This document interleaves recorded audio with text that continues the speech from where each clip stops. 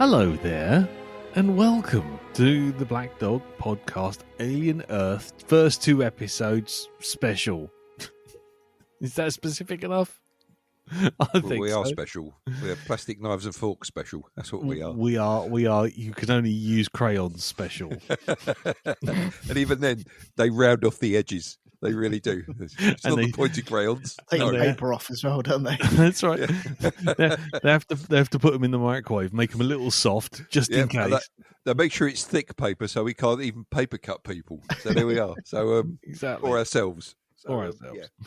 It's Anyway. slate. We're writing on slate. No, not slate. It's But too made hard. of, made of soft clay. Made of soft clay. Yes.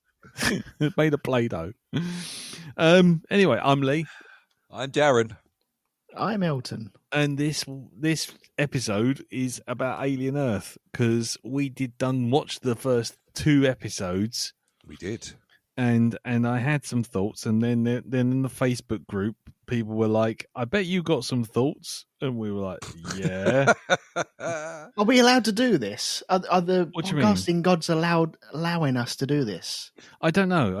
You never know. Someone else might be doing a podcast about this very subject. Yeah, I'm just wondering. Yeah, I'm sure we're allowed to do it though. I- Everyone's I'm- allowed to do it, aren't they?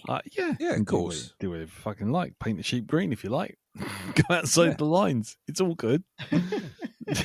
It's no stress. No stress. You want to paint stress. the cloud green? Yeah. Go and do it. Just go do it. Yeah. Oh, I've gone outside the lines. I did. Well, I don't know. That's No, fine. no, It's all right. no. Yeah, it's all good. It's easy, you know. It's easy. See? Bob Ross it. Yeah. Exactly. The line was meant to go that way. Yes. Yep, Happy little indeed. accidents. So, welcome to our happy little accident, which is 3 of us watching this show. That's what And- Mum and Dad used to call me, you know. Well, your happy Um, little accident. Happy little accident, yeah. They were never happy about you. no, well, actually, it's funny you should say that because they used to say it through gritted teeth. So, Oh, you know. right. Yeah. Well, then it was- little accident. Yeah. Fucking hell. I wish I'd stayed up and watched Coronation Street instead. Anyway. Start again. Anyway, so here we are to talk about the show. We are only going to give our sort of spoiler. We won't do spoilers to start with. We will do spoilers towards the end. It's only covering the first 2 episodes. We haven't seen anything further. So, you know, you aren't going to get like episode 3, 4, 5 and whatever spoilt for you, even though there are screeners out there on Cinema Equidistant. There are? There are. Already? Mm-hmm. Wow. And, yeah. Sorry, got something stuck in my teeth. So yeah. Is it human? Is it human? Oh, I don't know. It might be a big googly eye on a fucking stick. Is it black and curly? No, we're not going there. No, it's not one of yours, Dale. Don't panic. No. I was going to say, because I shave it almost bald down there. I'll tell you. It's like a mole rat. Yeah, exactly. A one-eyed mole rat. Anyway, Hello. with the teeth sticking out as well. Ah, there we go. That's conjured an image. Yeah. So anyway, yes. So let's talk about Alien Earths. We will do a sort of non-spoilery bit, then we'll do a spoilery bit, and then we will finish. Mm-hmm. That's essentially it. No spoilers for anything past episode 2 because we haven't seen it, and whether or not we will update every episode, I don't think we will, but we might do one once everything's all done if we still feel like doing something like that. But Yeah. let us know what you think. We'll be putting it up on the Facebook group shortly once it's all done. Anyway, so Alien Earth. It's an American science fiction horror television series created by Noah Hawley, who is best known for the TV version of Fargo and some episodes of Bones. And the other one was Legion, the X-Men weird thing with, what's her name? Aubrey Plaza and Dan Stevens.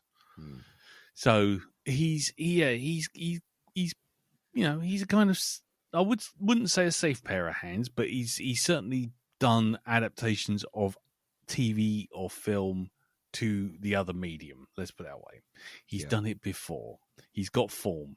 The film is the show. Sorry, it's not a film. Stop talking about film. It's the The show stars Sidney Chandler, Alex Lawther, Essie Davis, Samuel Belenkin, Babu CK, Adarsh Gorev, Uncle Tom Cobley and all. Timothy Oliphant and Adrian Edmondson, almost unrecognizable in a suit and looking all mean and moody. The story. I didn't see him in it. Yeah, he's the boy child's right hand man. Oh, The dude who's going. Oh, makeup was good. Yeah, Yeah. he was the guy, the trillionaire's right hand man, the one kind of constantly going, "Oh, this will cost us a lot of money. You know, someone will come and sue us. You know." Do you know what bit gave it away to me? Right, that I knew it was Aid Edmondson was when he went, "Ha ha ha ha, alien." So yeah, yeah, bastards. Anyway, the show was in development from 2019, and it was going to initially be Ridley Scott on board, but they eventually went into proper production in 2023, and then got stuffed up by COVID pandemic, and the SAG-AFTRA strike and all sorts of stuff. Andy Palastides and I also know one of the VFX guys who worked on this and did a lot of the one of the supervision stuff all on it. So he was doing lots of the Maginot ship stuff.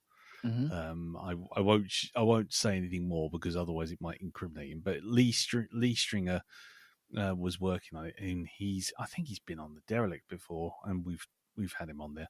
But anyway, yes. So basically, the story revolves around two threads. Essentially, these young children who are being put into synthetic bodies, and they're corporate overlords, and also a spaceship carrying 5 or 6 samples from the quote darkest corners of the universe that crashes into a building, and essentially the various corporations of Earth and the young children in these synthetic bodies all having a vested interest in getting on board that ship and what's on board that ship.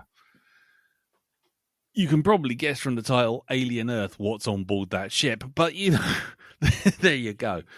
So that's the general bits. We won't go into it anymore because of the spoilers, but let's just do a quick round the table first. It's only been 2 episodes, so we really can't make sweeping statements like, this is the worst thing ever, because we haven't really seen it, have we? And as far as I know, there is 8 episodes. So we've got another 8. We got another 5 weeks, 6 weeks. Got another 6 weeks every Tuesday before we can hit the end of this. So let's just go quickly around the table. Let's start with you, Elton. What did you generally think of Alien Earth, the first 2 episodes? I have been cautious going into this, knowing the diminishing returns that we've been getting ever since Alien. Yeah. And nervous, because I love this world. I really do. And if... screw it. I gatekeep this a little bit. I don't care. I do. Okay. Own up to it. It's a breakthrough. Go. If you get something wrong, then I'm like, oh no, you got it wrong. Yeah. But then again, that's just my version of wrong. It's not my property. It's just something I'm attached to. And I will be forever attached to it because I flipping love it. Yeah. So yeah, that's me going into it. Actually watching it, I'll be honest, I think the week going up to it, I was umming and ahhing whether I would or not watch it. Yeah. Okay. You know, that worry of if it's utter balls, then I haven't watched it and it didn't happen. Yeah. But what if it's good? It might be really good. Or it might just be averagely okay, which expands stuff. So I've got so many cogs turning on this. Yeah. I thought it did some things really, really well. I think I like it. I like it. Okay. I That's will cool. watch all of it. Right. That's cool. But there are some caveats. There's a big but, and I cannot lie. Mm-hmm. I won't go into it in the moment, No. but there is a big but. Okay. Well, we'll get to that because I'm sure we've all got positives and negatives. Let's go to you, Dal. What did you think? I really liked it. I thought it was a strong opener. And I thought the second episode kind of progressed that on nicely, whilst being a little bit more up tempo. Right. As Elton has said, I've got it's not a perfect series by any chance. No. Right, but it's still better than what I was expecting. I think the thing I'm really happy that they've done is they haven't just made it Alien, which is kind of weird for a show with Alien in the title. Indeed, but you would expect it to be the same old. It's I mean, films like this are a bit like it's like Jurassic Park. The subject of Alien, and you've seen the way that it gets handled in a lot of films. It's the same thing over and over and over again. Yeah. Right? We had the first two films. First one, alien on one alien on a spacecraft taking out a crew systematically. Right? Then, of course, you have Aliens, which is like, okay, let's do something a bit different with this. Let's give them loads. Okay, let's do that. Great, fantastic. And then after that, you either get one or the other.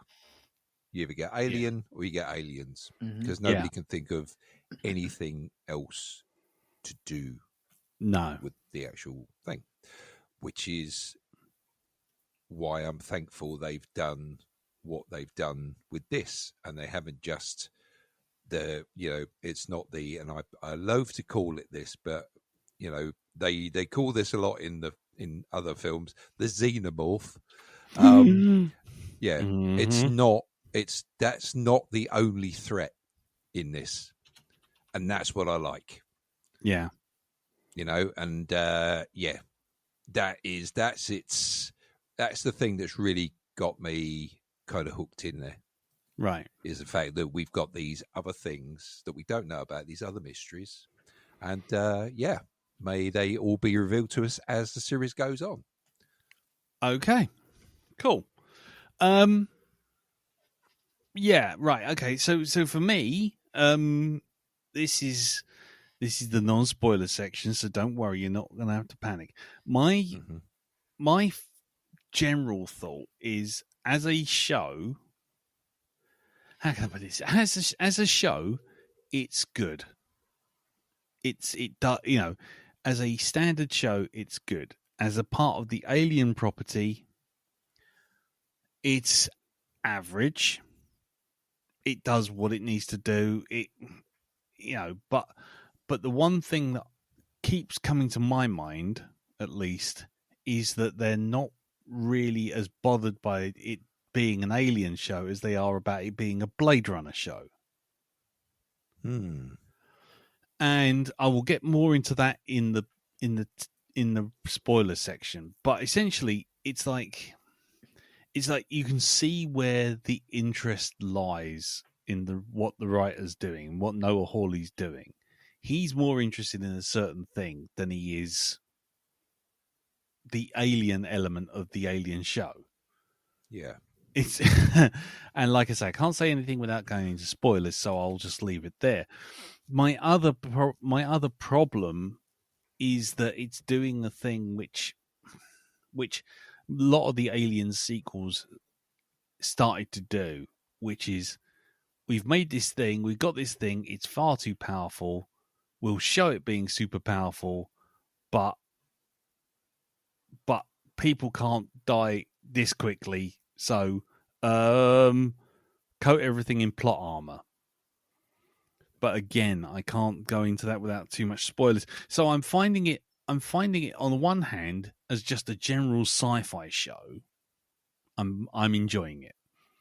As an alien show, I'm kind of okay with it. It's got things going on with it which I really don't like. Things that are going on that I do. And then as a Blade Runner show, I think, yeah, actually this isn't bad. Okay. You know what? It's funny you should say that, because I'm sitting here. I thought about the actual style and what it reminded me of, and it wasn't Blade Runner actually. It just said Dune to me, and I think it's because of it's more to do with Timothy Oliphant's character. Well, in this. yeah, as because we have the Mentats in Dune, who are the supercomputer humans, and he just seems very similar to something like that, just the way he carries himself. So okay. yeah, Right. Okay. So I mean, just before we get into the spoilers, I mean, I know we don't normally do scores, but do you want to, if you were going to give it a score out of 10, what would you give it so far? And I know that's really trite and crass, but it's just because anything more needs spoilers to explain. So just a number that people can just listen to and go, yep, okay, fine, let's bail out so we don't get spoilers. Elton? okay. It's not perfect by any means whatsoever, and it's really, really early doors as well. Oh, definitely. I will give it a 7 Okay. for both of the episodes. Okay. Darren? Overall. Yeah, I'd say the same. About a 7. Just like, it's edging towards an 8, but I'd say 7. Yeah. Yeah, I think it's a 7. You can't knock it for doing something different. You can't knock it for linking back to the old show, to the old films. Not that it does a lot of the Member Berry stuff, so which I really appreciated. No. But you can't knock it for anything it's doing. You can just have problems with how it's doing it, if you know what I mean. How it's delivering the messages it's delivering. So for me, it's not blowing my skirt up, but I'm not going to sit there and go, no, I'm never watching this again. And writing a 600-word screed on it on some fucking Reddit post. It's just oh, don't worry, I'm not going to do that. And anyone expecting me to sort of start thumping my hands on the table like some kind of, I don't know, like some sort of 1930s communist dictator, I'm not going to do any of that stuff. No, I'm not going to do any of that. It's fine. It's fine. As a sci-fi show, it's fine. As an alien show, yeah. But, that's me nitpicking rather than actual things wrong with it. Also, rather interestingly, my mum watched it today. All right. What did she think? Well, she doesn't mind that sort of stuff. She's actually more into the sci-fi than my dad ever was, and so she was a bit bored, and it was a bit too hot for her to go in the garden. And she said, "What's that alien thing you wanted to watch?" And I said, "Oh, I'll put it on for her." And she watched the first episode, and I said, "You'll watch the next one, won't you?" And she went, no, it's fine. By the time I got to the end of the road, I got a text message going, "Oh, I watched the second one as well." So, she gave it 8.2 out of 10 as well, didn't she? Yeah, she did. Yeah. But no, so it works for your 80-year-old sci-fi loving mother. Then that's another recommendation. Right, okay. There you go. Right, so we're gonna leave it there. It's just a brief overview. and then we're going to get into the spoilers for the first 2 episodes. So here we go, and I feel this is kind of appropriate. Danger. The emergency destruct system is now activated. The ship will detonate in T-minus 10 minutes. The option to override automatic detonation expires in T-minus 5 minutes. No, it doesn't. It will just keep going.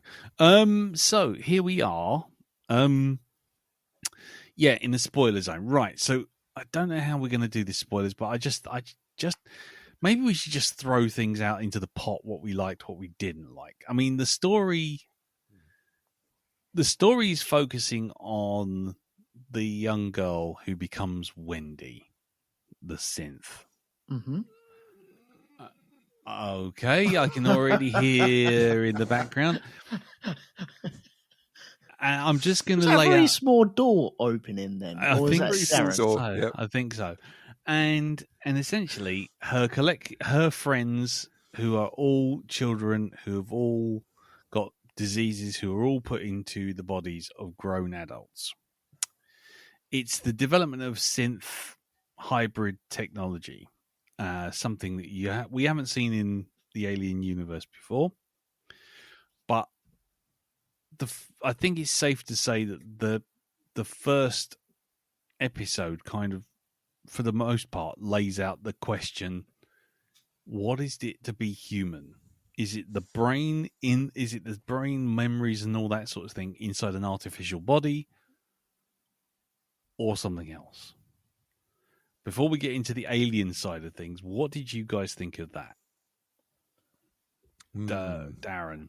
I think I think they've been sold a wrong un, the kids, on this one, because nobody told them that it's just a copy of their personality that goes in there and not them themselves. Because okay, if you say you're transferring them into it, how are you doing that exactly? 'Cause it looks like what you're doing there is just taking an engram of their brain and placing it over a blank slate and going, there you go. And that the kid's dead and that they've killed the kid. X copy on the Amiga. Exactly. Yep. I'm always suspicious unless you see. There's a memory. There's a deep cut in it. Indeed, yeah. 007J. No, not that copying system. So, yeah, I'm always suspicious when they give a story and they go, yeah, we'll transfer you into this character. You see, it's like transporter technology. Nobody tells the people going to the transporter that it's like, you're not going to be transported, but you're going to be made a copy of at the other end. Right? So that's it. Nobody ever sells that technology like that, because if they did, nobody would fucking use it. Right? Mm-hmm. So I don't think it's the kids are in there at all. It's just they're just a carbon copy. It's just the brain is a car, or the actual memories have just been copied across. Copy and paste. Yeah, X-copied, copy and paste. Control V. There we go. Yeah. So yeah, I think that's something else. Really, I think they are just machines. That's all they are. Synthetic machines. So I mean, yeah. I think that's and I mean, if that is the case, then that's a nice little dark thing that may be revealed later on, and probably will be, and it will throw Wendy into a tailspin. We'll get to the Peter Pan references soon enough, I'm sure. Tailspin, another Disney property as well. Exactly. Well done. Yep. Nice. It's yeah. Mm-hmm. Yeah, just okay. Yep. Yes. No, I'll save it. I'll save it. Powder dry. So what about you, Elton? How do you feel about that part of the story and where it's going and how it was done? I really like it. I love all that sort of stuff. I think it's dark. Because you don't know whether the people being transferred are being transferred. How would you know if you have been or not? Because you're not waking up if it isn't, and if you are waking up, then you have that conundrum of is that really me? Mm. I love that. I love all that sort of stuff. It's soul searching, and whether you do actually have a soul or not. You know, that little thing inside you that makes you, is that still there? Do you have that personality? So I'm looking forward to all of the different aspects of this with all the kids being in adult bodies, and I like the way that the kids are acting. Oh, sorry, the adults are acting like they have little children inside them as well. I think that's brilliant, and I think it's so dark and dystopian, and it's just, I'm all for it. I think it's brilliant. I love that side of things. Yeah. Do you think they'll get the Haribo out at some point? I was just about to say that. Haribo Starbucks? A green Nessie could go with a green Nessie. Nessie not real. Well, you know. Oi, stop that. I'm calling the policeman. We are the police.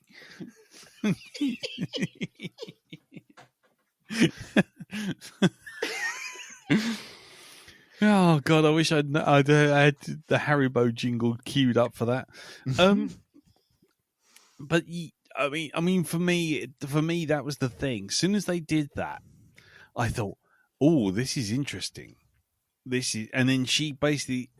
There's a couple of times when Wendy speaks to Kirsch, played by Timothy Oliphant, in his finest Roy Batty mode, with his bright white hair, and I was just like, "This is Blade Runner," or rather Blade Runner 2049, which is more of it. Have you seen that yet, Elton? No, I have not. No. Okay, well I'll try and keep that to a low spoiler boil. But basically, the whole idea is in Blade Runner, you've got Rachel, and the thing that makes her different is that she's got memories. Yeah. Mm-hmm. So if you give her memories, which happens to be Tyrell's daughter, and she thinks she is who she is, she doesn't know she's a replicant, so she can pass the tests. Yeah. Okay. So that to me is no different than what's going on here with the kids. And there's a point in this where the doctor, who's played by Essie Davis, turns around and says, "Oh, we've got to like emulate the hormones to have the brain develop and things to move on and all this kind of thing." Yeah. And you think, right, okay, cool. And then Kirsch turns around and goes, "We've been through this. They're not human." And straight there, those two there, she's going, "Oh no, we have to treat them like humans because we have to give them hormones and emotional reactions that they have to adapt to and all this kind of thing." And he's sitting there on the other side of on the other chair going, "But they're not human. They're not. They're just not." And once they're on the Manigo, is it Manigo or Manjo? I can never remember how they fucking pronounce that ship name. But once they're on there in episode 2, all the creatures aren't reacting to them. And it's because they're not human. There's nothing organic about them that makes the creatures want to do anything. Mm-hmm. So they're completely safe. So from apart from the eyeball one. Mm. But even that's really only going for the eyes, and it's really not doing anything else. It's only going by visual reference. It's not actually reacting to the and it doesn't succeed. So we don't know if it makes a difference. But from that point on, I kind of went, that's what they want. That's what they're interested in. This is the story they want to tell. The soul and Lost Boys and, Never Growing Old, Peter Pan, all that kind of stuff, and throwing it all into a mix and saying, what if we could do it? What if you could live forever and you were a child? These are all big sci-fi ideas. Do you not agree? And I thought that's what this show's about. The monsters and everything are kind of like we just have to put those in because if we don't, we can't put them in the trailer and shit don't happen.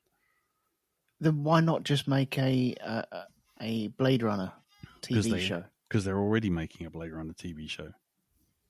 So, will it be in the same universe? I don't think it will it?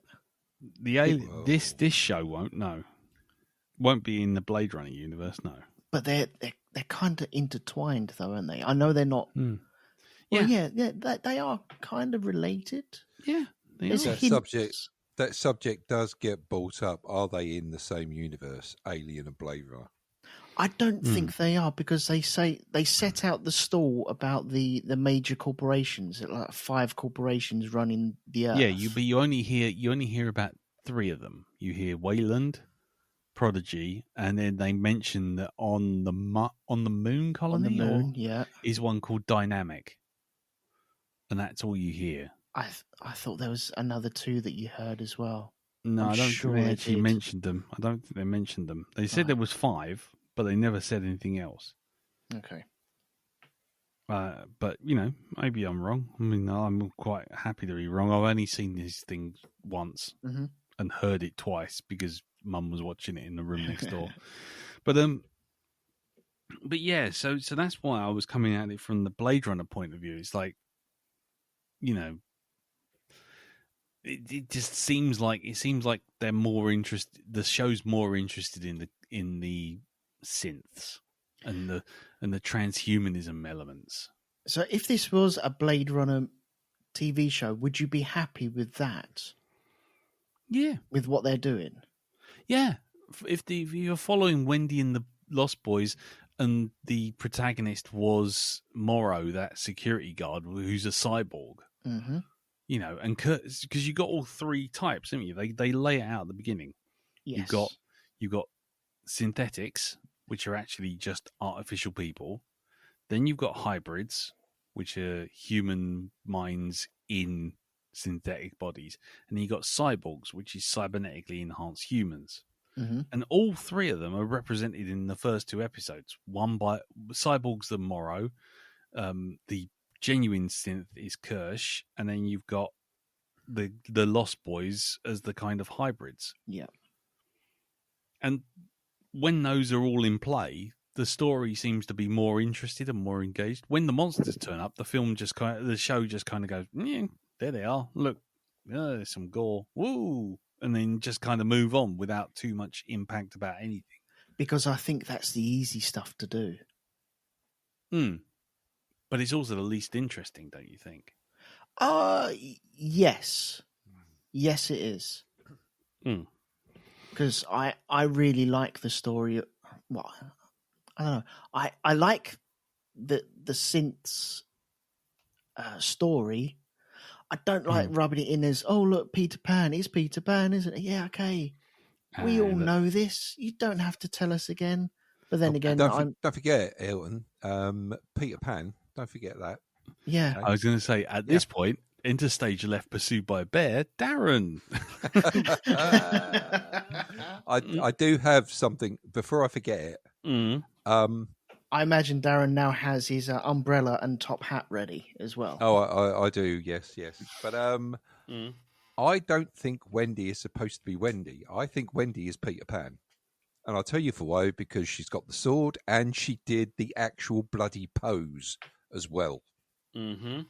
She stands there, hands on hips at one point, and it's like, can you layer this on any thicker? We get it. We understand. Okay, and you've called one of them Smee. All right, okay, you've called another one this. Ah, yes, of course. Yes, it's Peter Pan. Peter Pan is Peter Pan. Who's going to be Captain Cook then? Who's going to be Captain Hook? It's either going to be the Timothy Oliphant's character, or it's going to be the captain of the ship that went down, who is the cyborg. Yeah, Morrow. It's going to be. It's either going to be him, or it's going to be. Yeah. In fact, I'm willing to bet it's actually probably going to be Timothy Oliphant's character, because he wants them to grow up. Yeah.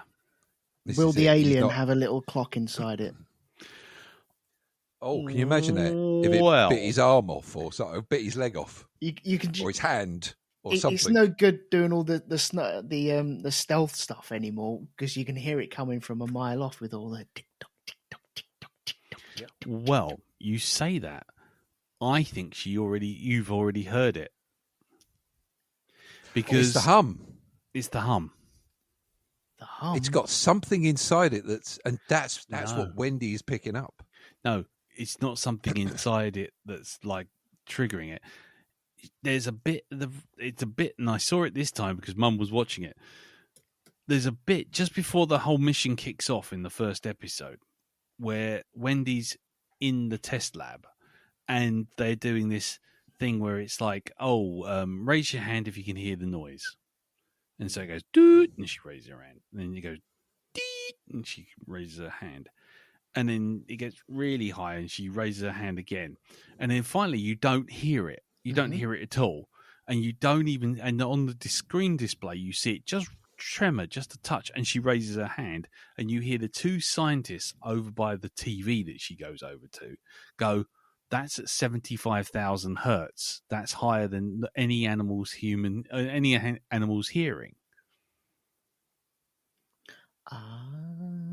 Okay. So I think that when she's hearing a kind of thing, yeah, I think that's the alien. I think she's hearing it. Okay, this is pulling from books and all other media then, because of like telepathy and such. Well, there's that thing. There's always been that thing with how do they communicate, and then in like Aliens, the Queen just kind of hisses at them and they all back off, and then like Alien 4, they just kind of look at each other and then they all suddenly turn on the third one and use it as a fucking acid cutting device, and so there's always been in the sort of like references to its intellect and the fact that it communicates somehow. And if you want to get into the nerdy section, Lee puts on his alien nerdy hat. The Alan Dean Foster novel of the original film had a scene that was cut from the shooting script, but was in the original shooting script, which was that when they're talking to Ash's head on the table, Ripley goes, "Have you spoken to it? Do you know how to communicate with it?" And Ash says, "Let me take some things to my grave." Ah, okay. So it was already in the script, and it was going to be developed even further because Ridley Scott was going to have the film end with the alien killing Ripley and then picking up the microphone and reading the log itself, which was just stupid. And I'm glad they didn't do that. I'm very glad they didn't do that. I thought you were going to say he's picking up the mic and going, "Where it began." I can't be seen to know it. Yeah. Picks up the mic and goes, "Domino." Ooh, no. What's up? So there's always been nods and winks to the fact that it might communicate or it's cleverer than it is. I don't know how I feel about that. I mean, and I don't even know if it's actually true in the show, but that's my theory. I think the alligator, the crocodile with the clock in it, is already making the tick-tock noises when it gets close. Because I'm pretty sure that when she goes near it, she hears that kind of noise, and no one else can hear it. And she actually says that a couple of times. Do you hear that? And I think they've already laid the seed grounds for that already. I'll have to watch it again for that. Yeah, literally, you see them testing her hearing, and then just before she sees the TV screen with her brother on it, she just raises her hand, looks up at the TV, and they go. You can hear him in the background going, "That's 75,000 hertz. That's beyond all hearing." Yeah, I saw her raise her hand with nothing, and I just guessed that they were going up and up in stages. I got all that, but yeah, it's just didn't clue in on it. So that's cool. Yeah, cool. Anyway, so any thoughts on that, Dal? Anything you want to say about aliens talking or any of that nonsense? How would you feel about that? I always thought they sort of like communicated via things like pheromones and stuff like that. personally, because thinking about the whole sensor ridge on the front of the head, where they pick up things like heartbeat, and which seems to mysteriously disappear when the plot needs it to. Which is how they were able to track people like Dallas and stuff like this in the dark, you know. I don't know if I prefer it to be in a language that we don't understand at all or can't possibly replicate. So, like, why do you do it? Why do you kill us humans? I do it for hunger. Yes, I do it because I bloody well can. Because look at me. Are you going to stop me? Are you? Yeah, sure. Can you see me? Come and have a go if you think you're hard enough. Have yes. Have a word. I don't know so much about that. I think you should keep it as an animal. I don't think you should have it as some sort of, the communication between them shouldn't be something that they could really work out at all. Yeah, I mean, this is one of my eye twitch moments, I'll be honest with you. I mean, like I say, there's precedent in the extended stuff for it. But I will say that I've always maintained from the off that the less you know, the scarier it is. And the more you make it like something you can equate to something else. So, it's an insect, or, it looks like a dog, or, it's a half-human hybrid now and it's got mother issues. I mean, as soon as you explain anything, the mystique is gone. It's not really a man, not really a creature that's grown out of a chair with a humongous great cock in the middle of a boneyard room. Oh, no, it's just a suit for a roid-raged albino with sleep issues. I mean, don't explain anything. The less you explain, better we have it. The better it is. Exactly. So if it does turn out to be talking, or at least in some way communicating, on one hand, it would explain one of my biggest issues with these first two episodes. However, it would also disappoint me because I think the more and more you pull the veil back on what this thing is, the weaker and less scary it becomes. Oh, it's not scary at all. Come on. No, but I got my 4K Alien for my birthday, and it's like I watched that on 4K the other day, and it's like that thing when you see it and it's moving all slowly and it's just taking its time and it's just kind of drifting along, and you're thinking, fucking hell. And it's got a kind of weird otherworldliness to it that you just don't get in the other ones, because it's just scampering about like a fucking cat in everything else. And it's just we'll get into the alien in a minute. Don't worry. Don't worry. Stop. Badly. Pull back. Anyway, it's just the thing was, the way it acts in the original film has always been the way I think it should have remained. Yeah. But it is what it is. There's been 8 films now. Fucking too late. That ship has sailed, Mr. Metcalf. Get over it. Right. So what about our other alien friends? What about our other critters? What did you think of those things? So what did we see? Well, we've seen 2 slugs with legs that spin spiders' webs to climb down onto people. Well, actually, did it, or did it actually get lowered onto them because it had a clip, like a little clip holding it, dropping it on that bloke's head? I thought that it looked like a fishing line type thing, didn't it? Yeah, I thought it was Mr. Teng, but we'll come back to that in a minute. Oh, sex pest. Yeah. C-3PO. Yeah. C-3PO. Yeah. Fucking hell. Sorry, again, should we just layer that on really thick as well? Are you sure you want him on your crew? Did you not see that coming a mile away? Mm-hmm. Was it not Yeah. like, my sex pest sense is tingling Mm. before he even got in the fucking building? Yep. Are you asking me if I did my job properly? Yes, I ate her underwear with some fava beans and a nice Chianti. A nice strawberry lace. Yes. Jesus. Yeah. Are androids supposed to have boners? I don't know. You realise that was a 90-minute episode for me because I had to go and have a shower and a scrub down when that happened. It's like, Yeah. no. Yeah. But actually, about Mr. Teng, yeah, Yep.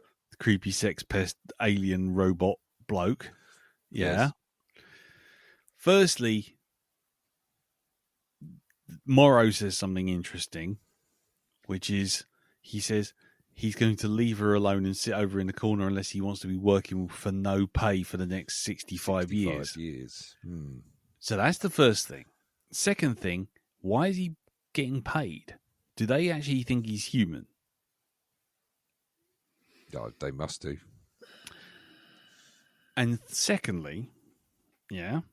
You're telling me they have synthetic sex pests now? Is that what they have? No. Hang on.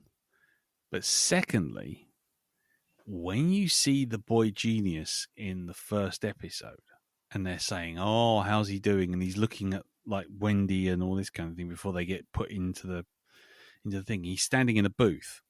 Yes. You have a look at the four faces behind him. One of them is Mr. Teng. Ah, okay. I meant to have a look at them. I've seen shots and I was like, oh, okay. I wonder if that is a face of someone we know. Yeah, I would lay money that is actually an early attempt at a Lost Boy.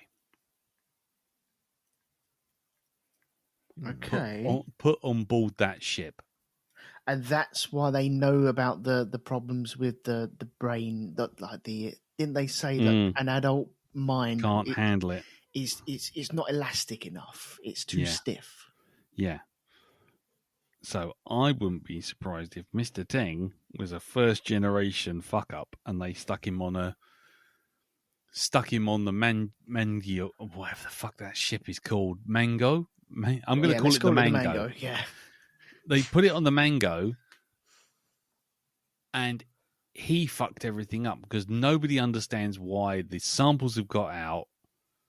Nobody understands why the ship has suddenly lost all navigation. Nothing. So it's sabotage. I would have thought sabotage, and I think it's creepy fucker, Maximus creepy fucker. Yes.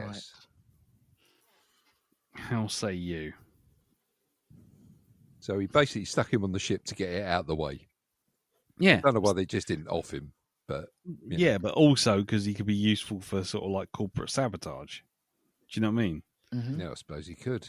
And then they if found he wasn't so fucking creepy. Well, so yes, exactly. Yep. But yeah, so when you saw the old blood tick blister creatures coming in, one of them's being fishing wired in. I could have sworn it was fishing wired in. I swear it was. I don't know why they would have like a fishing rod on board the ship, but well, maybe one of the aliens is a fish. Maybe it is. They're an angler. Can you imagine him with his hat on with his badges all around it, or his big waders on? Yep. Fucking Paul Whitehouse sitting there trying to just cast off from the bank. Big net. He's got his big net. There we go. Stick your fish in there. Making up fly fishing as well. Yeah, that's it. Yeah. He's got his what's his name? His body warmer on, with the multiple pockets. The safari suit.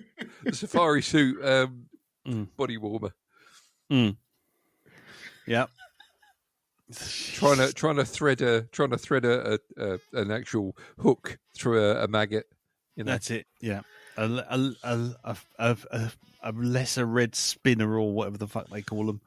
So we saw the sluggy type things with legs that the blood suck on jugulars and just expand and expand and expand into a big roll off sack of blood. Like Which the is world's cool. most terrifying mosquito. Yeah. Yeah. We saw the eyeball machine as well, Yes. which is Yeah. like an octopus with a big eye on it that splits into other little eyes and wants to go for your eyes. So that was pretty cool. You thought that was cool? Yes, when it came from that cat. I couldn't stop fucking laughing. But yeah, go on. Carry on. It's creepy. A mangled old cat. And you're like, okay. Because we've seen in the films, Jones, he kind of survived, so he was good. He had the skills to adapt. This cat that got done is clearly not part of the top cat world, because it's not street smart and got nabbed by an eyeball machine and taken over. But yeah, that was quite cool. What else do we see? The hanging flower type thing. It was very Half-Life. That's what I thought anyway. Yes. Yeah, those things that hang in the ceilings, the blisters or whatever they're called. And they drag you up. Yep. I'm trying to think what else we saw. Face huggers. Yes. But yeah, there's a whole story there. By the way, this actually takes place the year Nostromo set off. Whoa, does it though? Because hang on, I think that's the first time a year has actually been mentioned in explicitly mentioned. Yeah. But I know that Prometheus is 2090. Right. Covenant is 2104. This is 2120. And Alien is supposedly somewhere around about the 2122. Yeah. Which means, but then it takes, when Alien happens, they're 18 months away from Earth. So that's coming back. So that's got to be 4 years. That's a 4-year round trip if you just assume. So they're already out there then. They're already out there, yeah. And the Mango's been going for 65 years. Right. Which is where all the timelines all go a bit on the wonk. Oh dear. I mean, I'm not bothered by it. It's just something worth mentioning because Noah Hawley said he's just ignoring Prometheus and Covenant, which I frankly, looking straight into the camera lens, I think everyone should. But he's saying he's just not worried about it. But at the end of the day, what's it? The Mangio setting off at Mango, sorry. The Mango, the Bongo, they drink it in the Congo. Python pick a passion fruit and lime set the mandarin. Don't start me again. You can't say resist. That without saying the whole thing. No, I can't. But no, so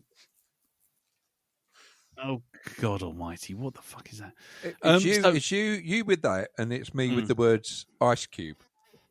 And I have to say, it's not for the pop charts. No, every time. Yep. It was terrible when we did War of the Worlds. It was. I'd keep biting my lip all the time.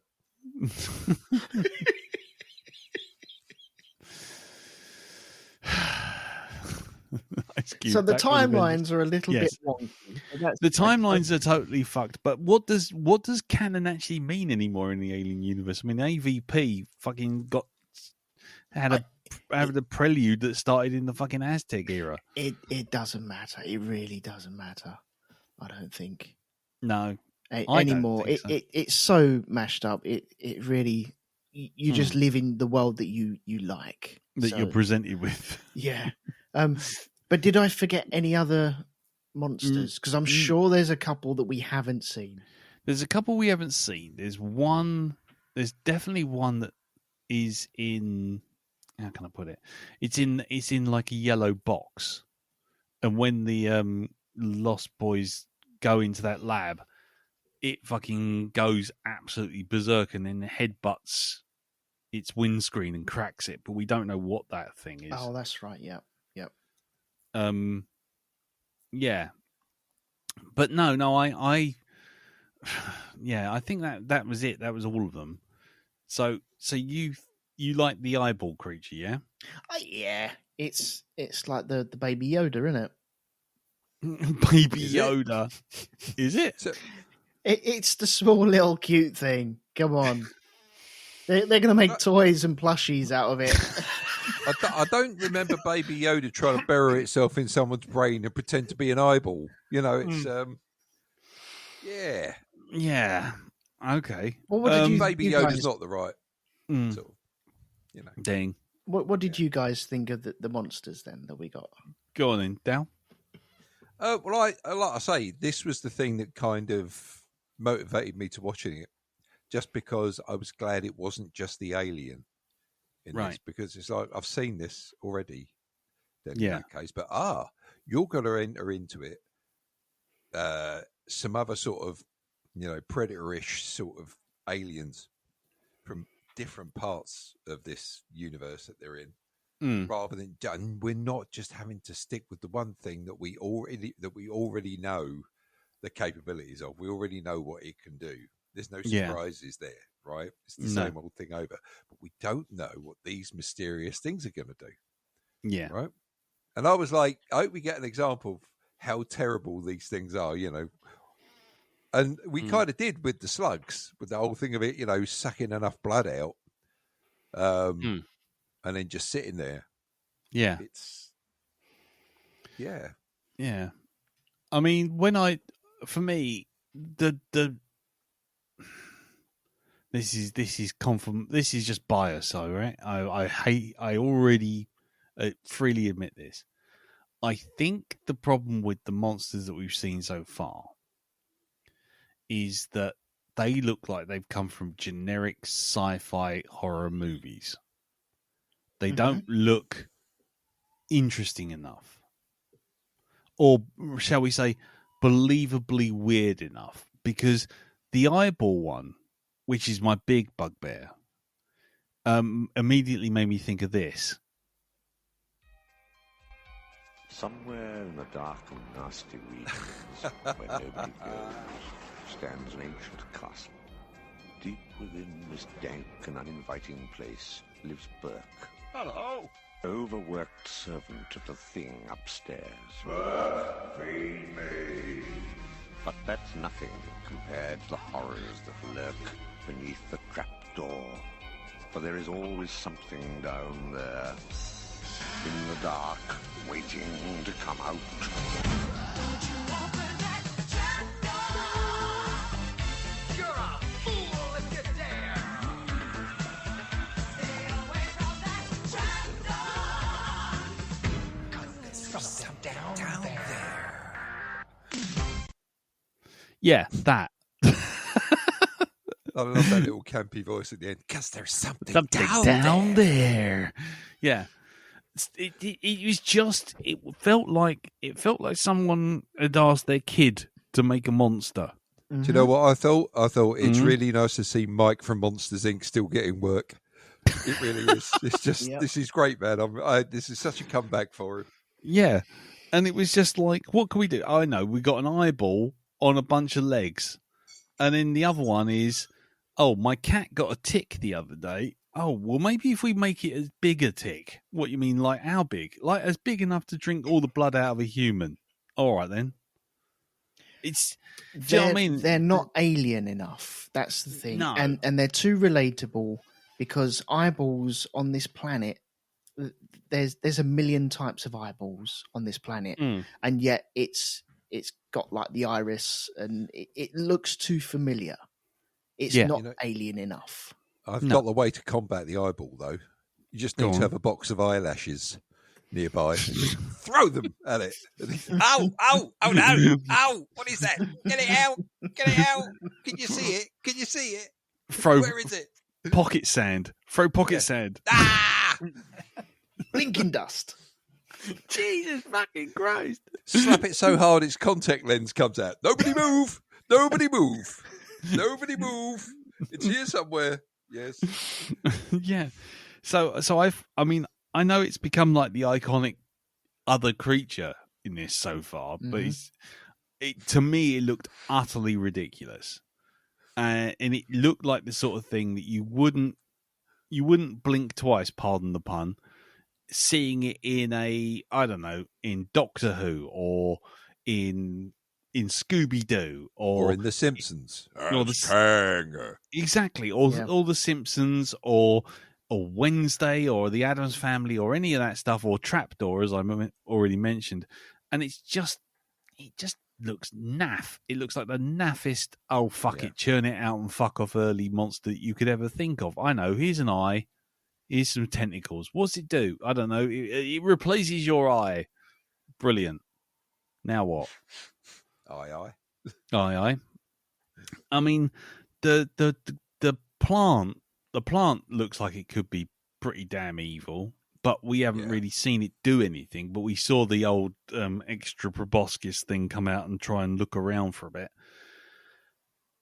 But beyond that, the problem is, I think if you're going to try and replace the alien as an other creature, you've got to put as much thought into it as that.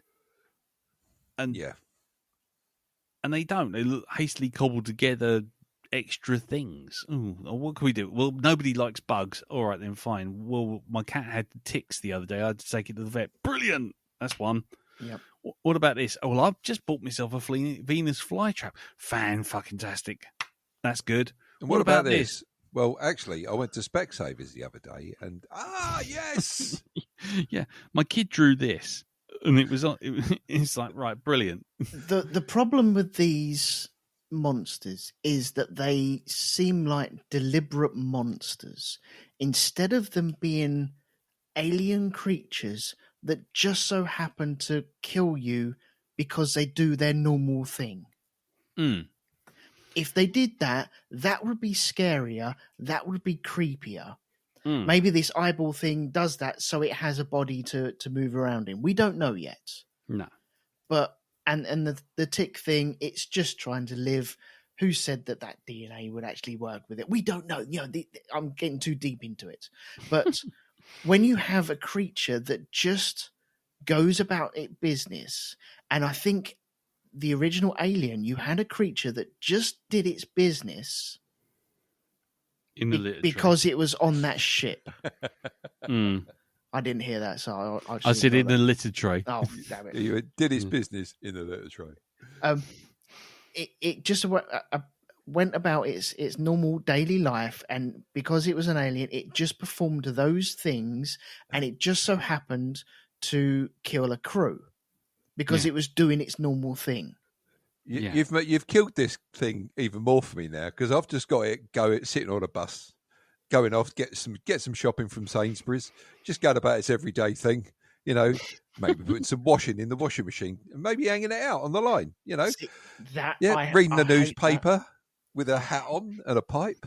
Oh, I hate that. I so badly hate that idea because that waters down the alien. I really hate it being watered down like that. There's that little thing on the internet where they have the alien and predator, and the predators the aliens in the shower, or the predators in one of them. It's in the shower, and the other one flushes the toilet. Yeah, and that was hilarious when it first came out, but then shit like that has just watered down this franchise to the point where it's nothing like that is funny, and now you got it doing a floss on Fortnite, and you're like, well, I don't care. I've seen it too much. You see these creatures, you're like, it's too familiar.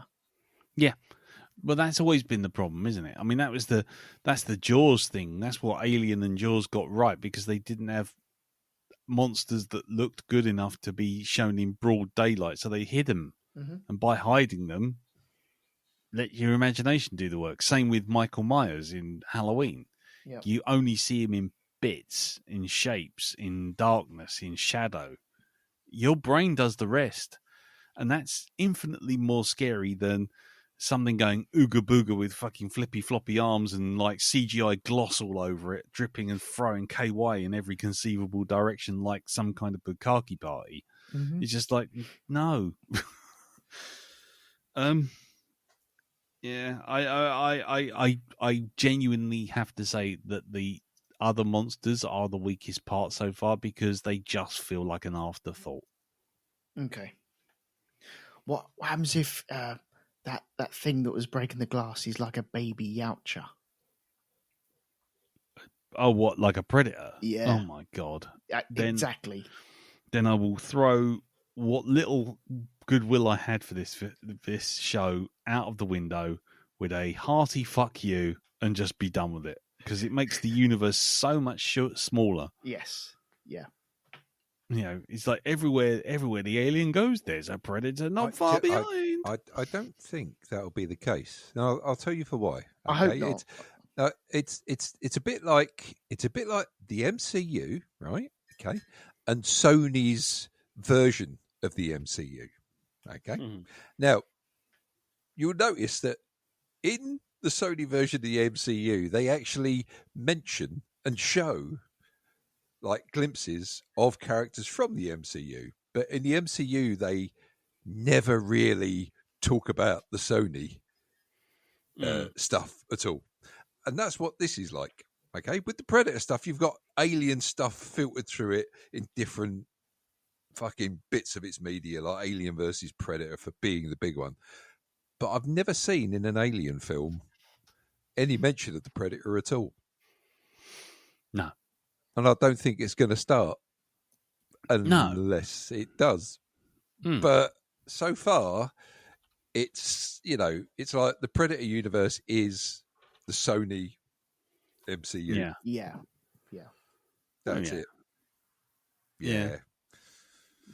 It's like having someone who talks about you a lot to everyone else and really, really likes you, but you find them really annoying and don't talk about them and try not to mention them and, try not to think about them. And, hopefully you won't get a phone call from them during the day, which you invariably do, especially like, maybe when it's just your time, it's time for you to just pack your stuff up and just go off and do some social stuff.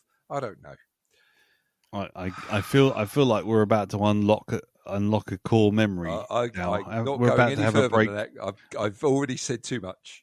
Are we about to have a psychological breakthrough in this special? No, okay. Not at all. Fair enough. All right then. Right. So, okay then. So I guess there's no avoiding it. The alien itself. So, can we have a little talk about that? We certainly can. Oh yes, please. Right.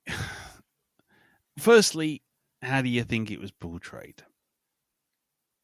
It was a pretty bog standard, really. Although there is one part I actually liked. I know this is really fucking cheesy, right? Yeah. And you could really do a little bit of a comedy thing to this if you take it, you re-edit it. But it's the bit where the woman's banging on the door and she's trying to get in. And she said, "Hurry up, it's coming." And it appears and it fucking slices her up. And then all of a sudden you see it do a sort of like it backs up the truck. And you just see the back of its head appear and it slowly goes along. And then it just turns its head and looks through the porthole. I mean, if you really want to ruin that scene, what you do is you go beep, beep, beep, beep, beep, beep. This vehicle is reversing. This vehicle is reversing. But I actually quite like that. The fact that it does that sort of, hold on a minute. I wasn't seeing things. No. Yes. Hold on. Cheeky bastards closed the door on me. Yep. Yeah. And okay. But you think otherwise it's fairly generic, yeah? Well, I saw something that I thought might please you. Okay. You see, there was only one rivet of drool coming out of its mouth. Yeah, I thought Lee looked at that and he's gone, "Oh, all right, fine, all right, I'll let it off." All right. Yeah, it gets a just pass. because it's only one. It's only one stream of drool, and it's not very much of one. Yeah, well, No. isn't the Paul W.S. Anderson? Let's just give it a nice mirror shine of every kind of KY we can find between here and fucking Soho. No, it's more like the king from Hamilton. It's that one dribble of drool. No, don't change the subject. So yeah. Yeah. Okay. What about you, Elton? I thought the actual alien was the weakest part of this 2 episodes. Yeah. I did not like the alien at all. Mm. If you call your program Alien or Alien Earth, then get the Earth right and then get the alien right. Yeah. And I don't think they got it's my version of Alien that they did not get right. They've probably got their own version of it, which is fine. Yeah. And I know that's not my version. It's not alien enough. It's too familiar. I did not like it at all. It was the weakest part. And if you're going to do an alien film or program, you got to get that right. And I don't think they got that right at all. No. I kind of agree.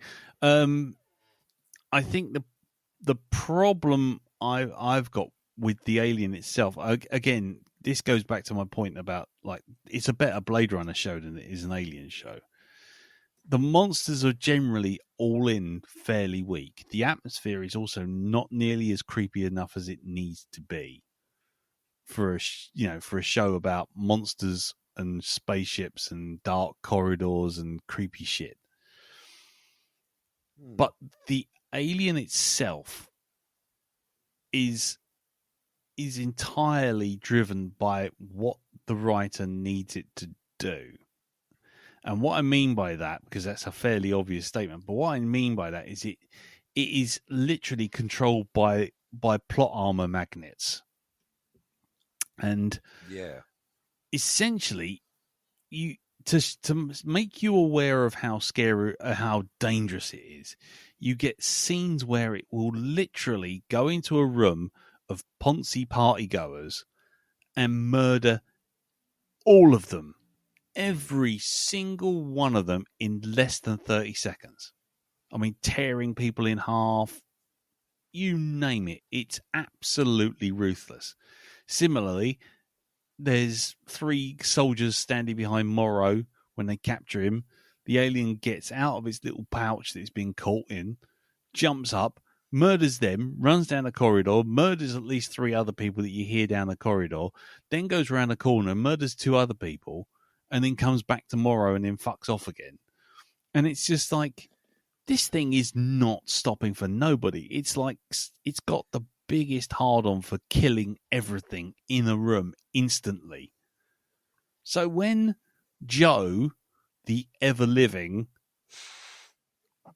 aka Dr. Hermit, or whatever they fucking call him, runs into the alien, and he does multiple times, the alien decides that instead of actually killing him instantly like it's done with every other single character it's encountered, what it does is it decides it's going to have a poorly choreographed fight like fucking Buffy the Vampire Slayer. Yeah, that bit where it comes through the plate glass window and does that really odd turn midair. Yeah. It's just like, oh, we've seen it murder everyone. Never misses, cuts people in half. And then Joe, the plot armored MacGuffin on legs, walks in. The fucking thing leaps over him, misses him magically. I mean, it hasn't missed anyone else. Misses him, lands on the ground, turns over, and then decides to sort of swing its arms about like it's a fucking extra on It's a Knockout, and then hits him with his tail, and then drags him around a bit, and kind of goes like this. And he's like, oh no, I'm in trouble. While it slowly comes up to him and slowly goes to smile and slowly opens its mouth. And it's like, in just enough time for it to be stopped. And it happens like 3 or 4 times in that second episode. And I'm just like, fuck off. You literally laid the rules out in the first episode and the second episode that this thing ain't fucking around. Whether or not you like the design, you've literally laid the rules out that anyone who comes within 100 feet of this thing is dead. Mm-hmm. Done.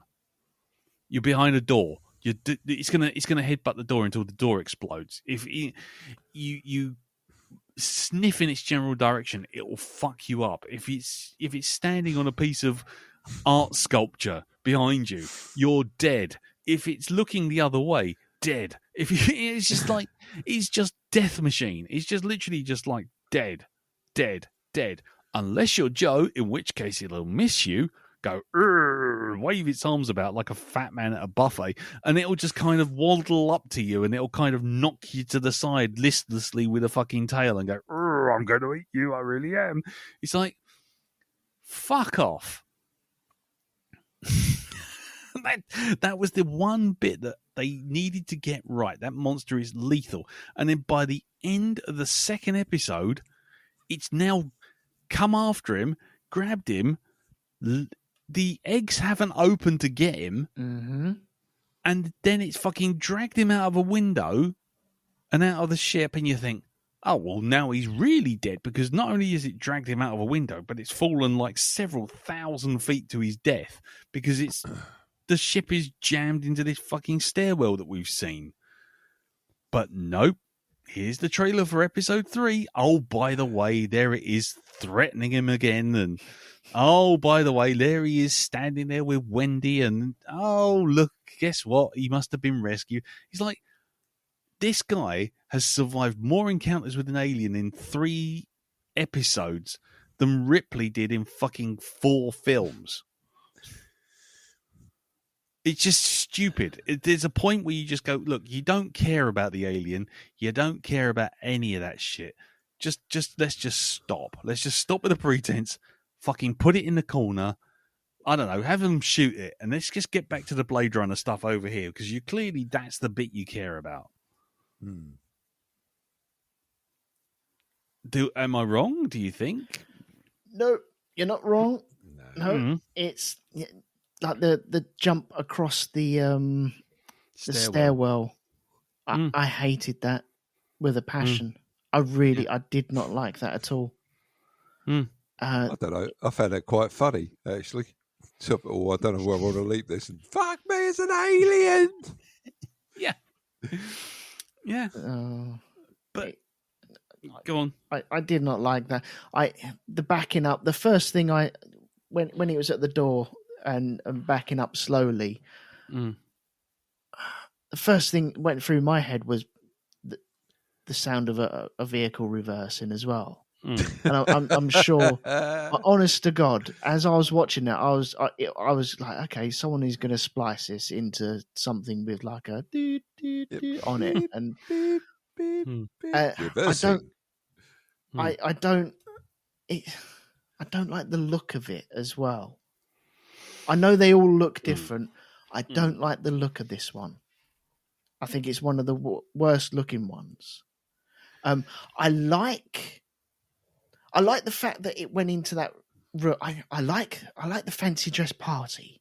That is very comic book-esque. That is, I think that is straight out of one of the comics. I'm not too sure. I think it is, though. It reminded me very much of a Judge Dredd kind of one-off gag, like the people in the block. Oh no, it's singing mamboing to the song of the apocalypse until a fucking nuke lands on his head or something. Yeah. And I quite like that idea, and I like that you don't see it do the destruction. I like when it's on the floor and the guards are around and it bursts out of that bag. It just does it, and it's like, because it was cornered, because it's an animal. But when it's not cornered, it behaves like an alien. It goes to build a nest or do its thing. But in this, it's just a chasing killing machine. Yeah. Or a silhouette. When it needs to be a silhouette, it's a silhouette. when it's a chasing machine, it'll chase you up until the point where it doesn't need to chase you anymore. Mm. Like when Morrow went into the little hatch in the mother quarters, which is quite cool. I like that idea. I think that's all right. That's a nice little addition. And you see all the crash room. I think that's great. Great. I've got no problems in that whatsoever. That's tiny little details that you add in. It adds something to it, and you don't go away going, oh, hang on, you've changed the whole continuity of absolutely everything here because you just wanted to do that. Yes, I'm talking to you. Oh, what was the last one? Alien Romulus. with your wall vagina or whatever it is. Fucking hate that idea. Stupid. That was only there because they wanted to add something to the lore themselves, not because it added to the alien. They just wanted to add to the criteria of the alien. They wanted to put their hand on the bonnet. Yes. That's all that was about. And I hate that because that does not serve the alien. That serves you. And that's selfish.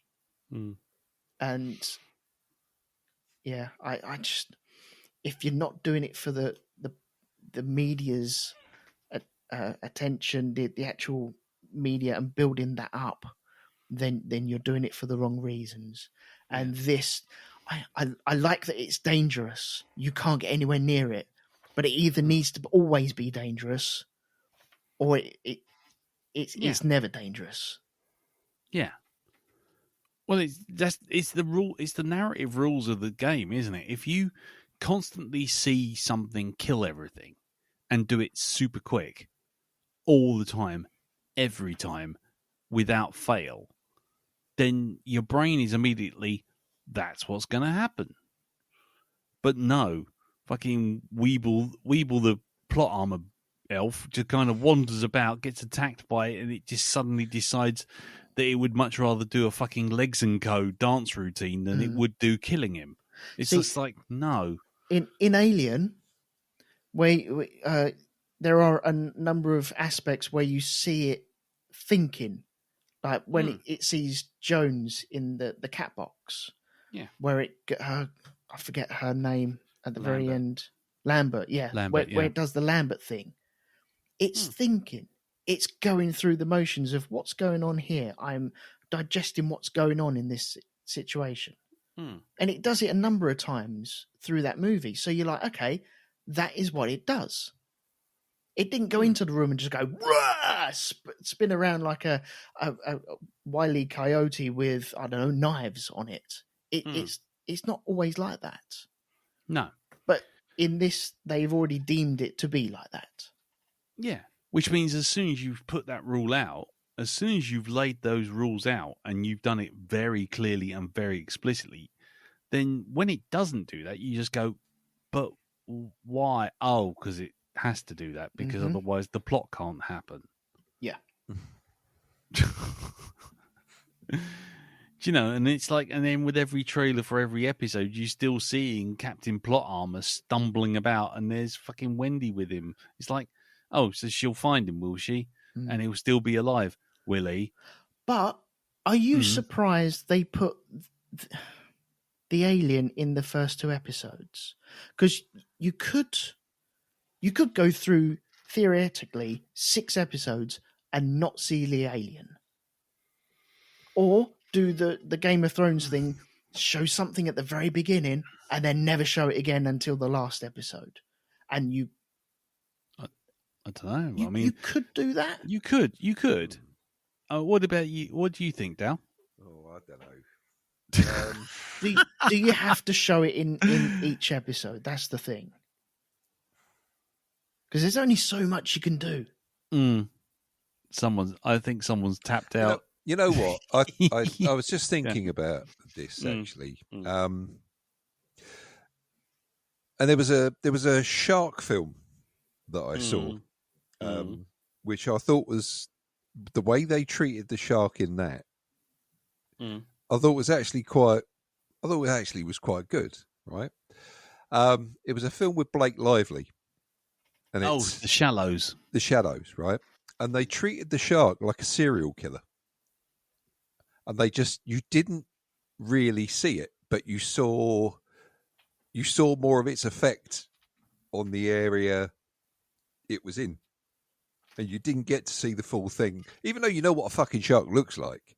It actually built up a little bit of tension there. You're like, you know, you are seeing what she can see, and it's not very much. Yeah. But you can see the results of what the shark is doing as it's slowly getting closer to her and doing this, that, and the other.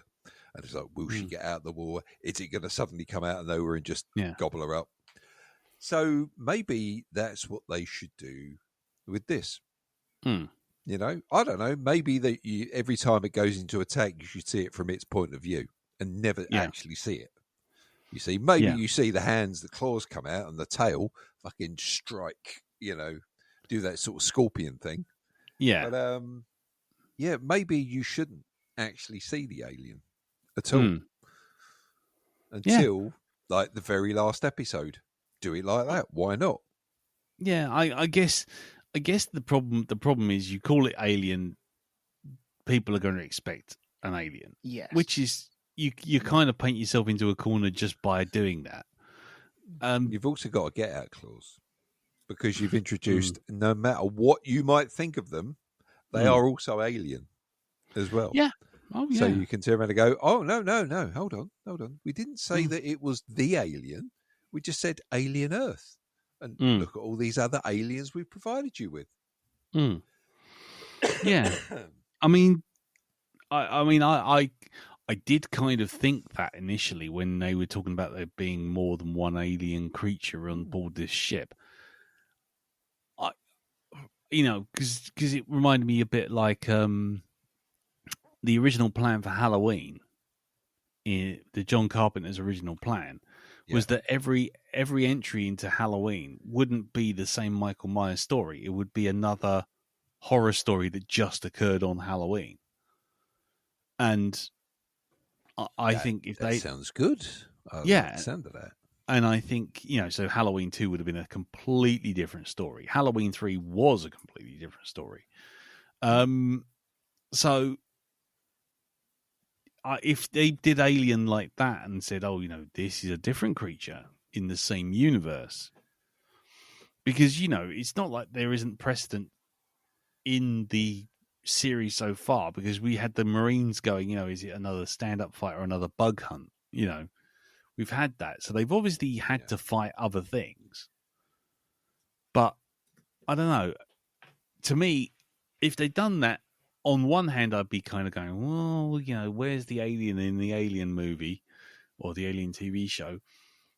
And it would have felt like a cheat. But on the other hand, by introducing it, you've got to introduce it in the way that makes you think, it's gonna take a couple of episodes, but not everyone's going to instantaneously die.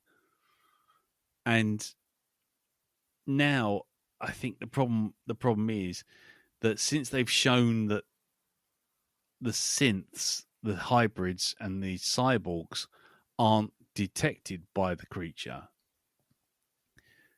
the stakes have completely vanished, except for keeping old Timothy Plot Armor alive. Yeah. Okay. Yeah. And so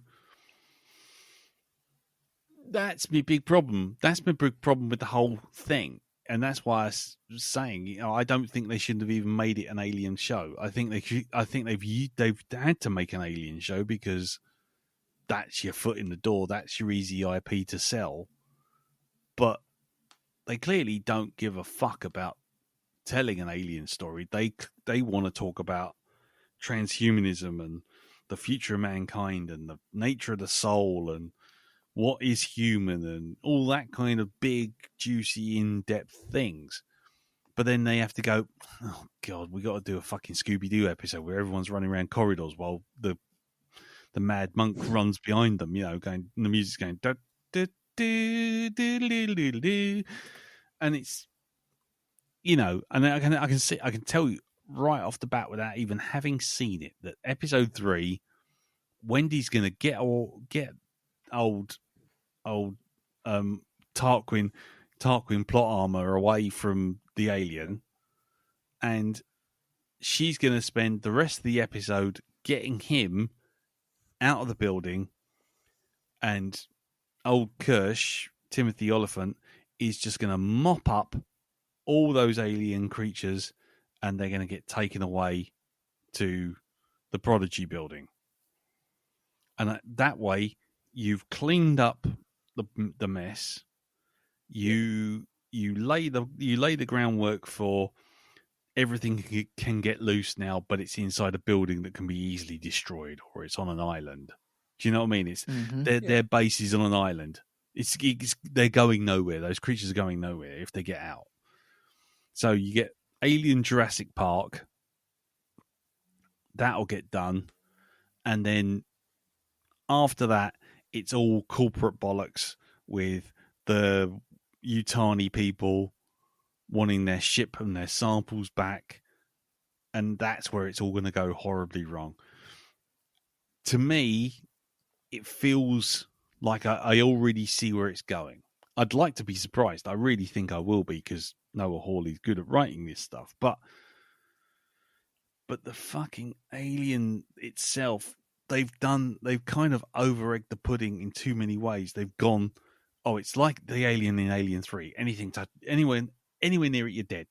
Forget it, 100%. And then they've had to go, well, actually, except for this bloke over here, in which it suddenly has a bit of a second thought. And this brings me to my last thought of the show about this thing.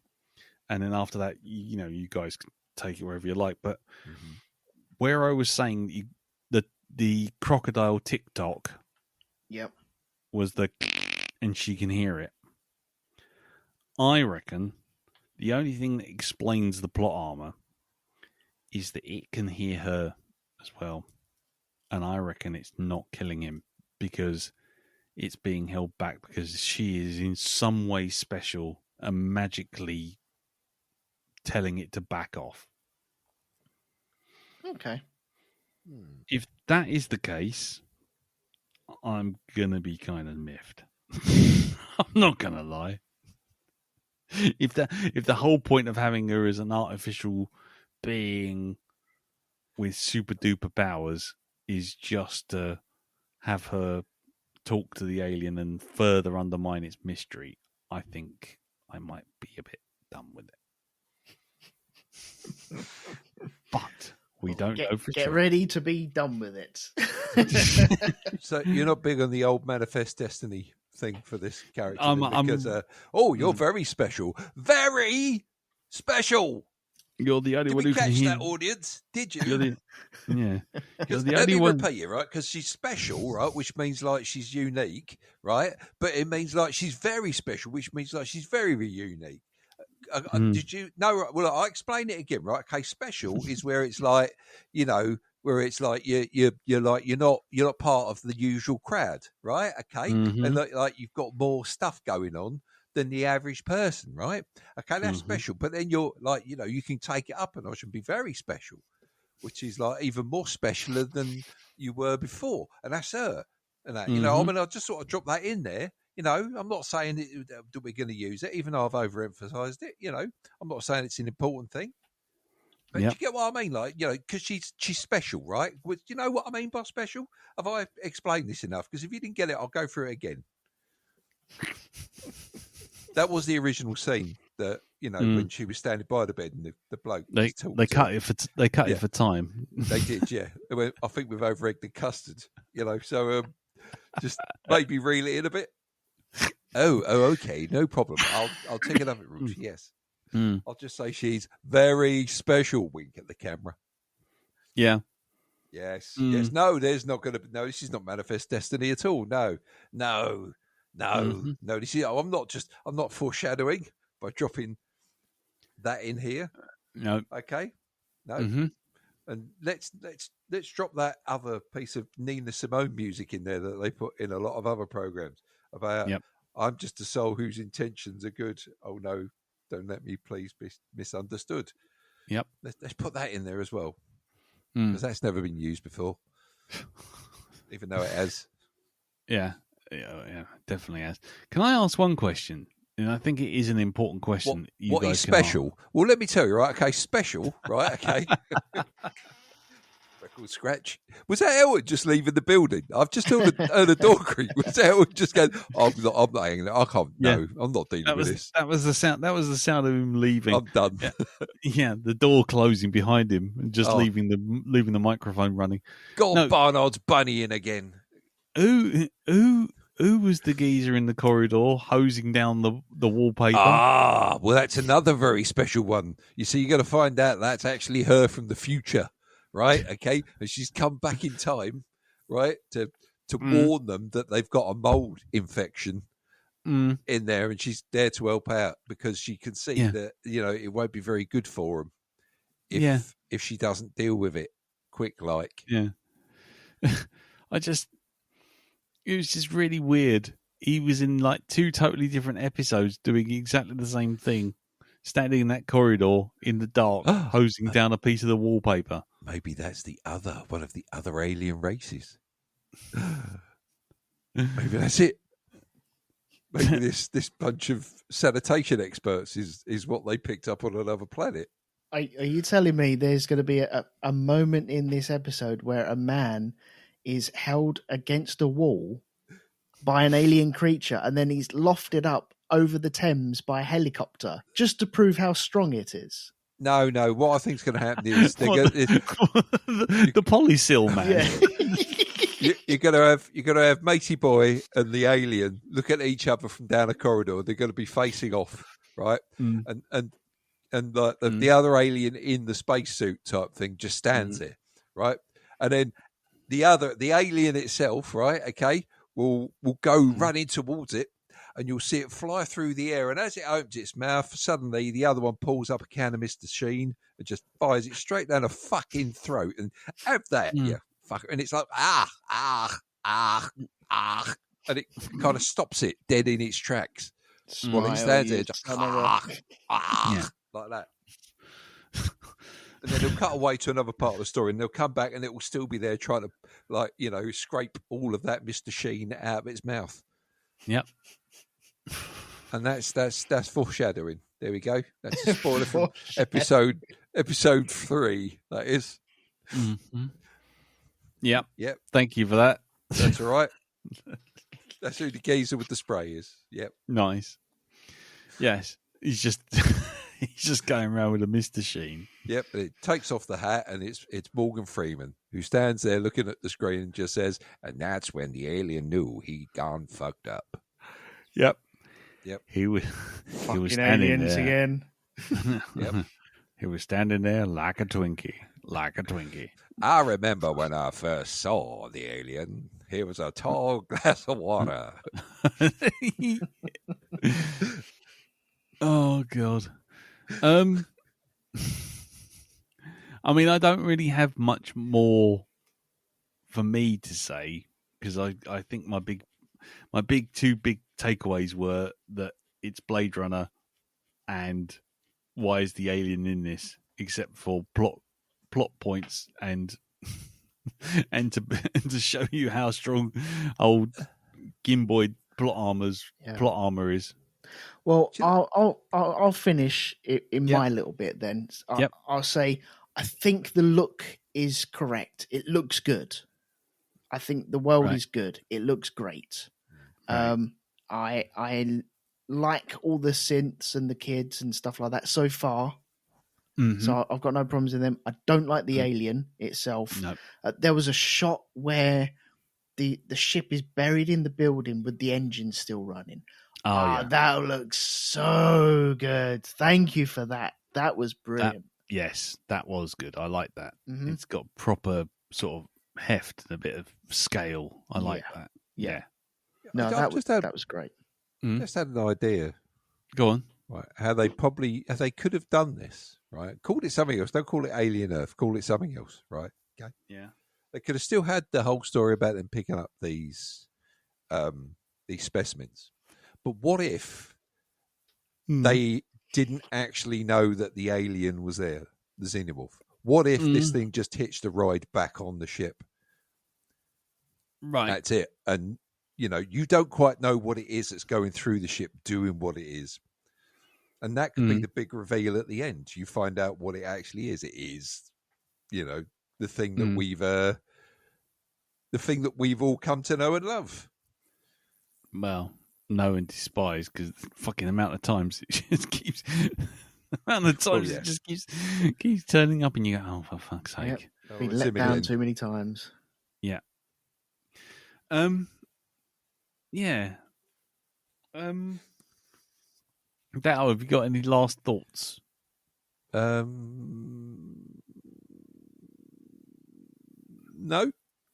Oh, yeah. No. No. No. Yeah. Okay. Oh, but by the way, did you like the fact that he could outrun the alien and get into a lift, and the lift doors shut properly? The fact that the lift was working was amazing. That's it. Everything else is broken as fuck, except the lifts. Yep. Elton, did you have anything to do with that? Don't get me started. Get me started. Do not get me started. Can I just ask? When you see a film, right, and suddenly the lift drops and everybody's like going, we're going to die. Do you not get annoyed by that as well? Considering the safety feature that they've got on lifts, which doesn't allow that to happen. Oh, yeah. We will do speed one day. Yes. I hate it. It drives me bonkers. Weirdly, the only one that really did get it right sometimes is Die Hard. So it's like, nice. Okay, yeah, I get that, but most of the time, see, in a building, if you've got a fire system, then those lifts would have been grounded anyway. They would have gone straight down, or not there because they're fucked because you've had a ship fly through the building. Well, obviously, then that ship wasn't up to code, was it? No. The health and safety standards upon that starship. Yep. Absolutely abysmal. I mean, can spaceship fuel heat steel beams? Steel girders? Is it hot enough? It doesn't have to melt them, just has to warm them up ever so slightly so they bend. Oh, yes. Yeah. But okay, I'm not going to get into that. But no, I it was just, that was another bit I just remembered of him running down that corridor being chased by that fucking alien, and he outruns it and gets in the lift, and then the lift doors close instantaneously to stop him, to stop the alien. And it's just like, I don't know any lifts that close that quickly. Or even open that quickly. Yes, so the doors are closing because the plot requires it to close really quickly. Is that what you're saying? Yes. And a man who's clearly not the fittest of the fit is outrunning something built for killing things at light speed. Yep. Oh, I don't know. I took one look at him and I thought, you know what? Fucking Usain Bolt, you've got competition. Yeah. Anyway, that was just my other thing.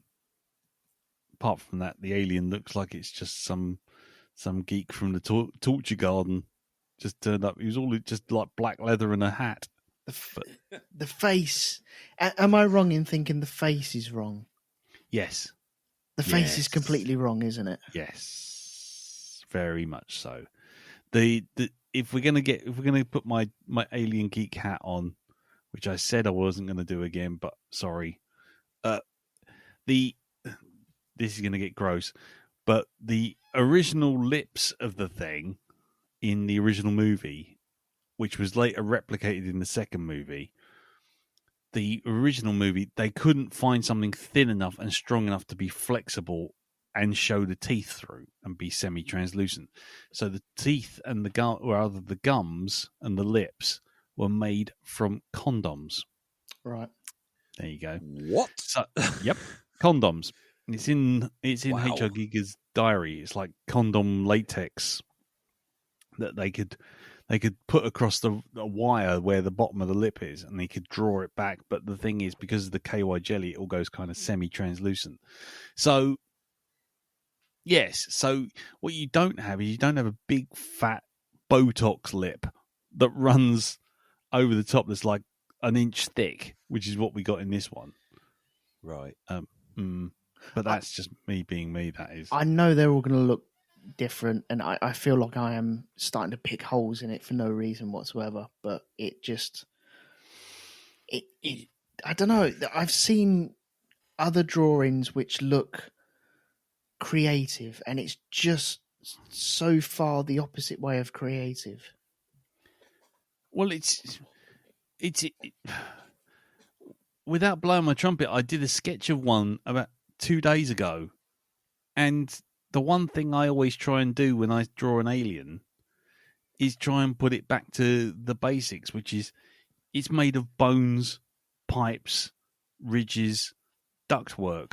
Yeah. It's not made of Play-Doh, spit, snot, and a bit of any old shit you can find behind the bins and a plastic mask. Yeah. That's the problem. Too much of it nowadays, and it's pretty much been since Aliens, is they've made them shiny and slick and smooth.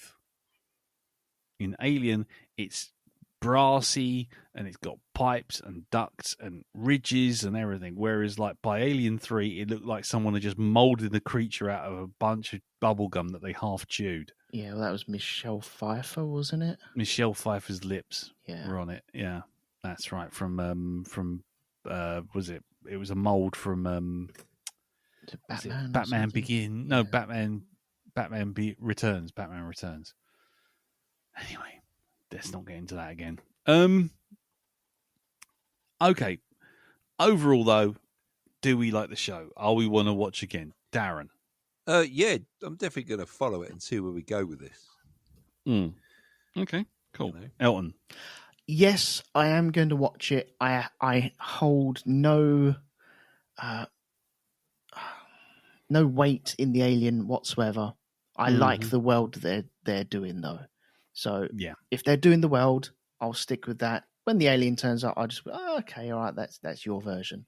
yeah. But yeah, I am going to watch it definitely. So I will continue. Not my Yeah. alien. Yeah. Not my alien. Exactly. Hashtag not my alien.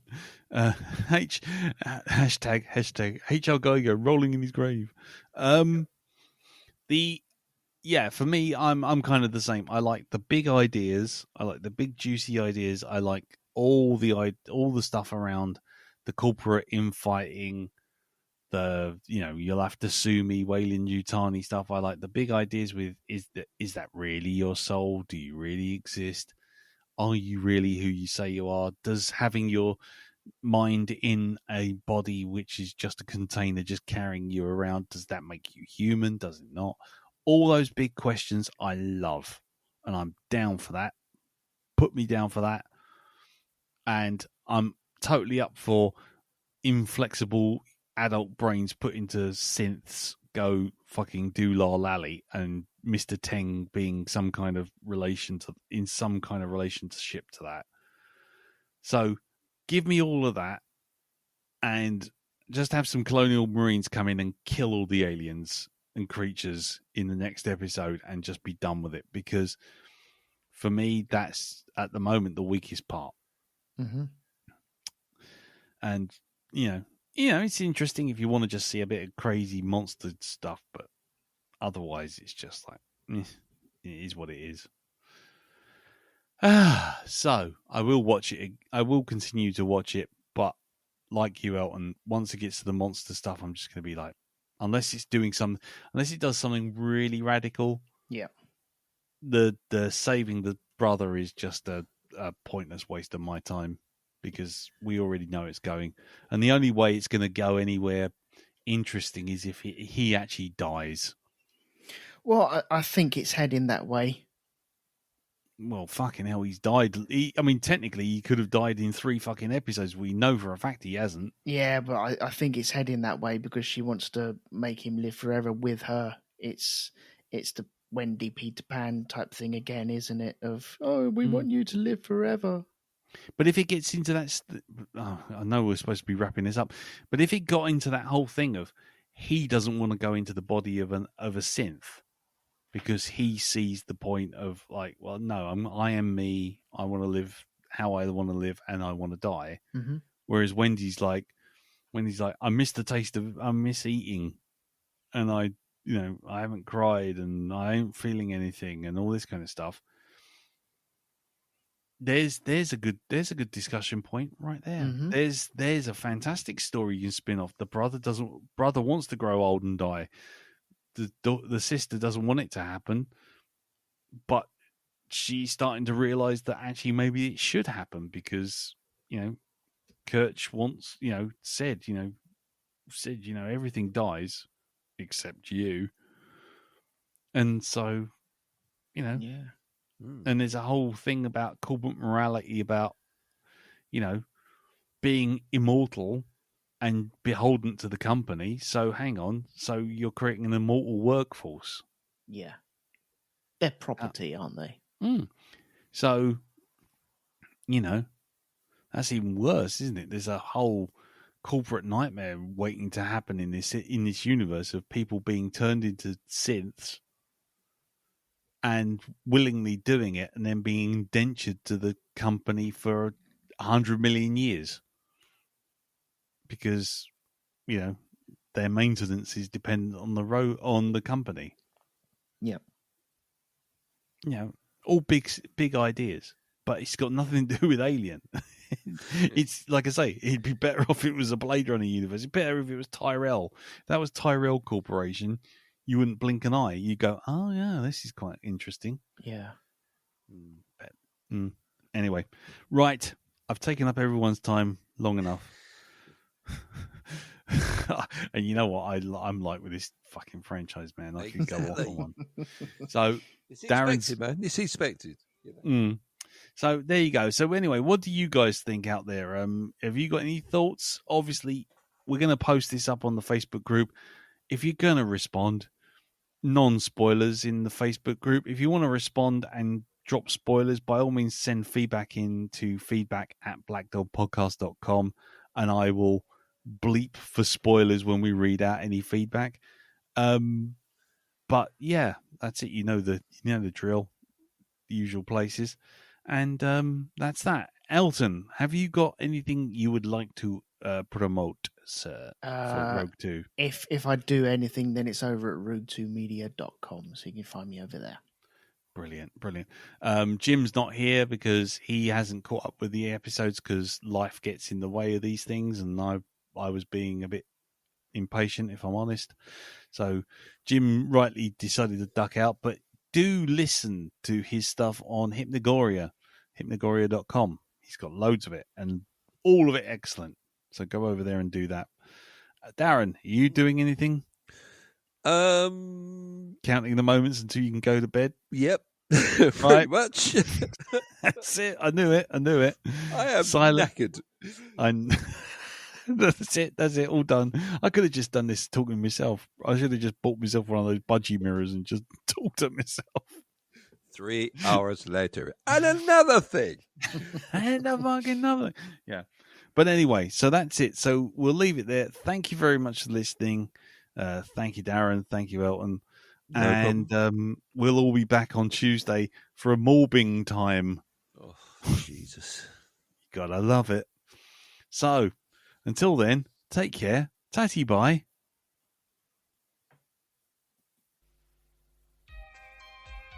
Somewhere in the dark and nasty regions where nobody goes stands an ancient castle. Deep within this dank and uninviting place lives Burke. Hello. Overworked servant of the thing upstairs. Burke, feed me. But that's nothing compared to the horrors that lurk beneath the trapdoor. For there is always something down there, in the dark, waiting to come out.